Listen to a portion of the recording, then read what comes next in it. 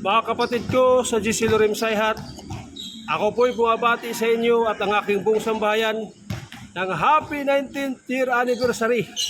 God bless you all po. Bye-bye. Hi.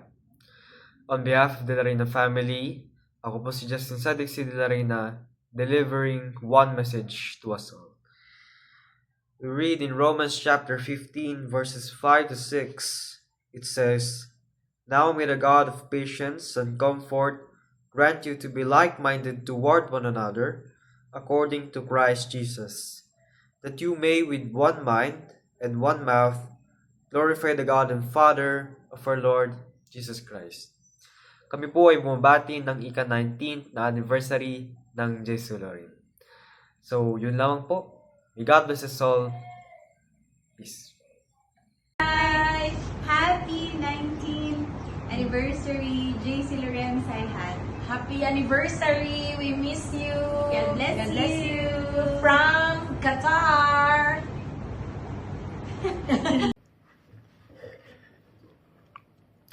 Magandang hapon po mga kapatid. Happy anniversary, brothers and sisters in JC Lorem Sayhat. May your fellowship continue to be source of strength, encouragement, and inspiration. Wishing you many more years of growing together in Christ. At muli po mga kapatid, happy anniversary at see you soon po. Hello mga kapatid sa Sayhat. Ako po ay malugod na bumabati sa inyo ng Happy 19th Anniversary. Salamat at purihin po ang Panginoon sa patuloy na paglago ng kanyang gawain dyan po sa Sayhat at sa buong JC Lorem. Hello to my dear beloved Sayhat family. I wish to extend my best wishes, my congratulations, and allow me to share and celebrate with you, giving honor, giving glory to our Lord and Savior Jesus Christ. Okay, I was part of the Sayhat family back in 2011. I thank Kuya Mike Ramoris, who happened to be my roommate. Okay, he was the one who introduced me into the community in Sayhat. I thank him. I thank God for the opportunity of knowing him, because life of an OFW is really difficult. Way back in Saudi Arabia, life has been very difficult for me. But with you, my JC Lorem family in Sayhat, with the Lord, everything went well. Okay, it's really true indeed. Okay, in as what Jesus said in John chapter 15 verse 5, where he said, "Apart from me, you can do nothing." True indeed. When I am apart from the Lord, life has been very difficult. Life is miserable. But the more I come closer to Him, I gain peace. I gain peace, and my soul is at peace.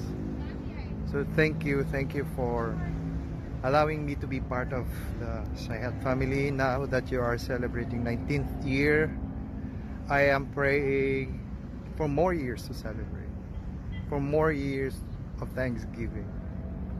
And as we give honor, give glory to the Lord of Lords and the King of Kings, my heart joins with you in this celebration. Again, thank you. I missed you all.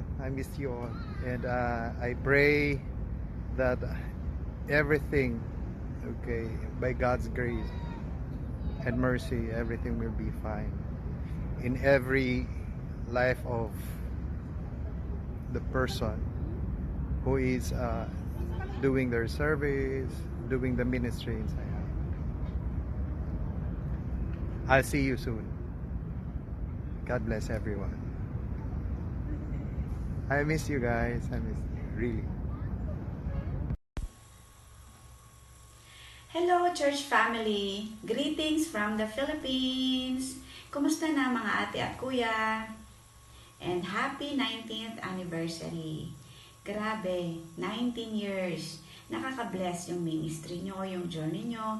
At blessed din ako na naging part ako ng church family ng JC Lorim Sayhat. God is faithful and I pray that this new season will bring new growth, new strength, new joy for your church family there in Sayhat. Sana po patuloy tayo sa ating paglilingkod. Huwag po tayong ma-discourage despite ng mga nararanasan nating mga challenges. May you continue to shine the light of Jesus dyan sa foreign land na kung saan naroon kayo ngayon. And enjoy your celebration. Congratulations ulit. Happy 19th year anniversary. Sana magkita-kita ulit tayo. God bless! Hello, ito po ang inyong Kuya Joseph from the Philippines. At nais ko pong bumati sa inyong lahat ng isang masayang happy 19th anniversary at naway pagpalain ng Panginoon ang inyong paglilingkod, masigasig na paglilingkod sa ating Panginoon dyan sa JC Lorim Sayhat. Once again, happy anniversary. God bless you all. Shalom. Shalom. Hello po mga kapatid.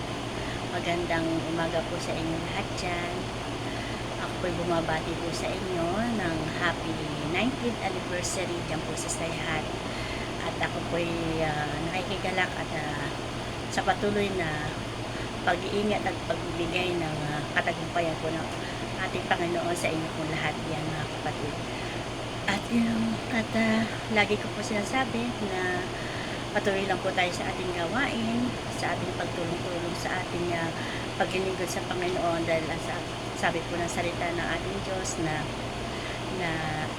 ang ating pong pagpapagal ay hindi mawawalan po ng kapurihan. Kaya muli, happy 19th anniversary po dyan sa Sayhat. Miss ko po kayo lahat dyan at nawa patuloy na ang espiritu ng pag-ibig at pagkakaisa ng Panginoon patuloy na magbuklod po sa ating lahat po. Bye po. God bless everyone.